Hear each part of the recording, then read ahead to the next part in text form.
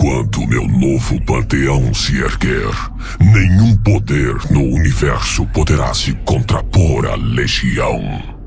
Mas por que Elnar traiu Amantu se ela é parte do panteão? O que aconteceu depois que Amantu arrancou a árvore Elunahir? Por que Sargeras, Argramar e Argus se voltaram contra os titãs? O que Morozond quis dizer em suas últimas palavras? Você não sabe o que fez, Amantu. O que eu vi. Essas e outras respostas você vai saber no segundo Mega Teorizandro, que sim, já começou, revelando para vocês qual foi a traição de Elnar. Se você ainda não assistiu, confere lá, a gente vai deixar o link nos comentários. Vocês deixaram tantos feedbacks positivos e tantos likes que decidimos fazer um segundo Mega Teorizandro. Então já sapeca o like para garantir as próximas partes nas sextas-feiras. Lembrando que a meta para cada vídeo é de 60 likes, então já sapeca o like. E não esquece de seguir nossas redes sociais, especialmente o Instagram, que compartilhamos bastante coisa lá, inclusive a produção dos vídeos e novidades. Experimente se tornar membro do canal e ter acesso antecipado aos vídeos e muitos outros benefícios, além de nos ajudar demais a continuar. Por fim, queremos agradecer aos convites que recebemos da Blizzard para o evento do dia 13, em comemoração aos 30 anos de Warcraft, e ao evento do dia 18 de novembro. Um evento que vai homenagear o Ibelin, que, como vocês devem saber, já tem uma série da Netflix, e em prol também da campanha para a cura de Dutchning. Infelizmente estaremos trabalhando e por isso não poderemos participar. Mas brigadão mesmo, Blizzard, pela consideração e nos convidar. Mas vocês, lendários, podem participar. Vai ter até sorteio da expansão de The War Within. Então essa é a sua chance. Confere as informações nos comentários do vídeo. Beleza? Agora chega de papo e simbora pro vídeo, logo após a vinheta.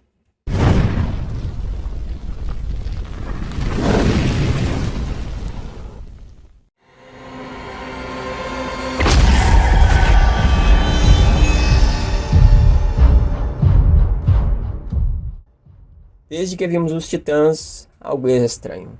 Como criaturas tão diferentes em poder e identidade estão tão unidas. Eu me lembro do despertar, como a vida emergiu por toda parte à nossa volta.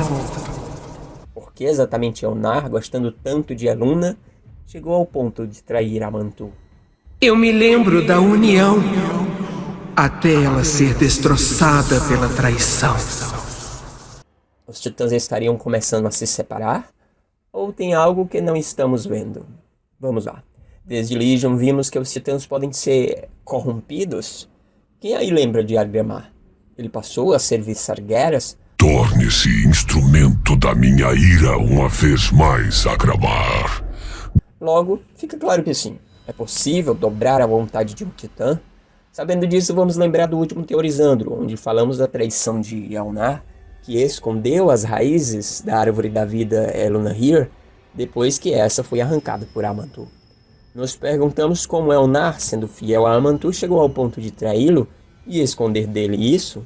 Ela chorou naquele dia, deixando claro que aquela árvore era muito importante para ela, e pelo nome que ela deu à árvore, ficou ainda mais claro que ela gosta muito de Eluna, talvez até mais do que Amantu. Mas qual seria a explicação para isso? Já que Amantu é líder do panteão da ordem, da qual ela pertence a Eras. E a resposta é porque Elnar não é uma titã do panteão da ordem de Amantu, mas sim uma titã da vida. O quê? Da vida? Sério? Sim. E há vários motivos para acreditar nisso. Vamos lá. Primeiro, Amantu diz que aquela árvore é caos, sendo que a árvore foi dada por Eluna, pois foi aceita e plantada por Elnar. E já vimos que ela tratou de cuidar muito bem, mesmo depois de Amantu arrancá-la. Por que Elnar estaria protegendo algo que é caos? A própria fisionomia de Elnar deixa claro que ela é da vida, a começar pela primeira letra do nome dela, que assim como Eluna, começa com a letra E de Elnar. E olha só essas raízes e essas folhas no cabelo. Olha essas pulseiras em forma de galhos e de folhas nos braços. Olha essa flor e essas folhas na cintura. Eonar é quase uma árvore ambulante, é vida pura. Tá, Andrew, eu entendi. Eonar é da vida mesmo. Beleza? Ok. Mas como ela foi parar no panteão de Amantu, que é da Ordem, e claramente não gosta da vida? A resposta para isso é óbvia. Eonar foi corrompida pela Ordem de Amantu. Exatamente como estão tentando fazer com Azeroth. No livro Chronicles 1, é dito que Amantu saiu pelo universo em busca de almas-mundo. O que não é dito é o que acontecia quando essas almas-mundo eram encontradas.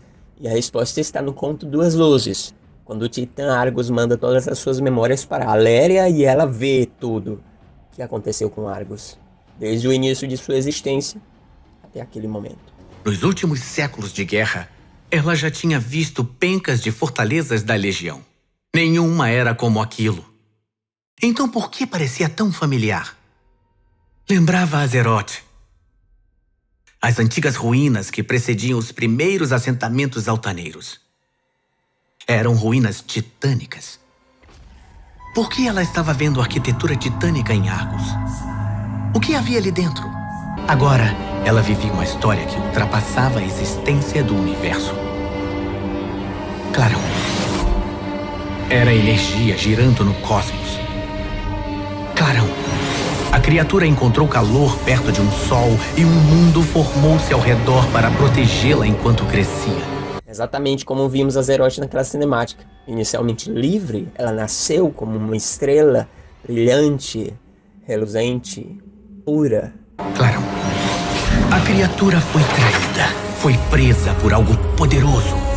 Até que os titãs encontraram ela e criaram o que passamos a conhecer hoje como o Megaplex, que seria uma construção mundial ao redor da Alma-Mundo de Azeroth, supostamente para proteger Azeroth, mas a grande verdade é que foi feita para impedir que qualquer outra força, seja da desordem, do Void ou mesmo da vida, pudessem tocar a Alma-Mundo e corrompê-la.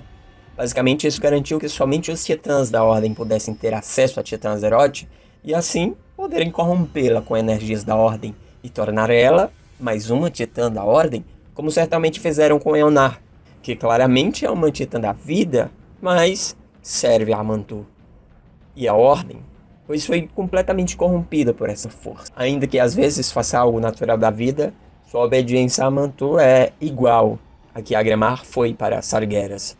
Obediência absoluta, mesmo quando discorda de algo.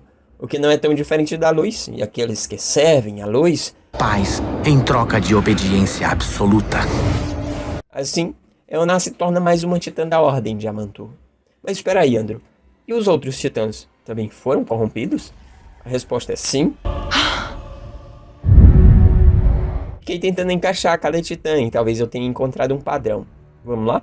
Durante muito tempo foi questionado por que Sargeras deixou o panteão titã da Ordem e passou a fazer parte da desordem. A resposta parece estar bem mais clara agora, certo? Sargeras, como Eonar, também foi corrompido por Amantu. Amantu? Pelos titãs da Ordem, você quis dizer, certo? Esse é outro ponto, meu caro lendário. Acredito que o único titã realmente da Ordem é Amantu. Talvez Norgannon também, mas especialmente Amantu. Os outros seriam de outras forças da cosmologia do universo Warcraft. Eonar, como já falamos, seria a titã da vida. Sargeras provavelmente sempre foi da desordem. Isso deixa claro porque ele é um guerreiro tão bom e era quem destruiu os inimigos do panteão titã. Destruir faz parte de sua essência. E da desordem também.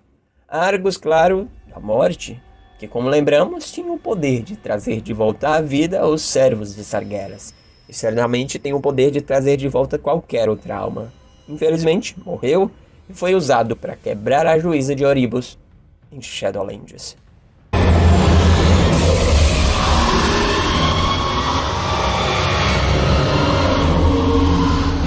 O titã que Sargeras matou por estar corrompido pelo Void. Talvez na verdade ele nem estava corrompido, mas a sua natureza já era do Void, ou seja, aquela alma-mundo era naturalmente do Void. Daí Sargeras, pensando que na verdade ele estava corrompido, foi lá e destruiu ele, na lore antiga foi falado que havia 2 tipos de titãs, os Vanir e os Aesir, sendo os Aesir titãs mais poderosos do que os Vanir.